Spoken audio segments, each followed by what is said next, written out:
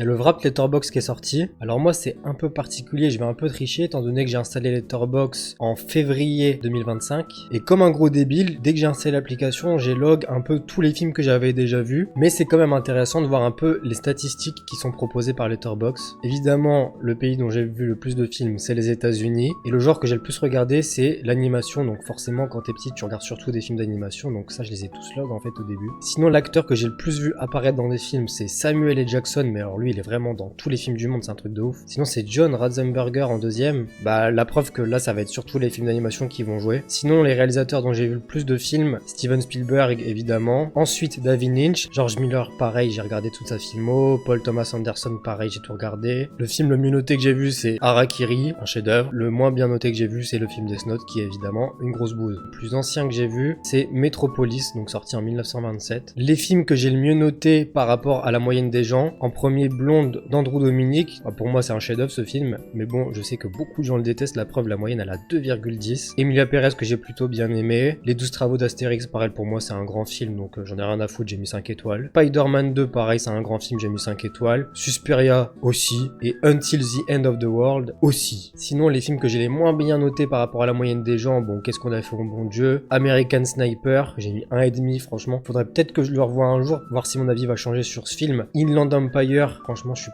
pas du tout rentré dans le film, malheureusement, c'était assez compliqué pour moi le visionnage. Sentimental Value qui est là avec une note de 4,22 alors que c'est de la grosse merde ce film. Et sinon voilà, ça fait un peu plus d'un an que je m'intéresse au cinéma et j'essaye d'être curieux un maximum parce que c'est ça le plus important je pense.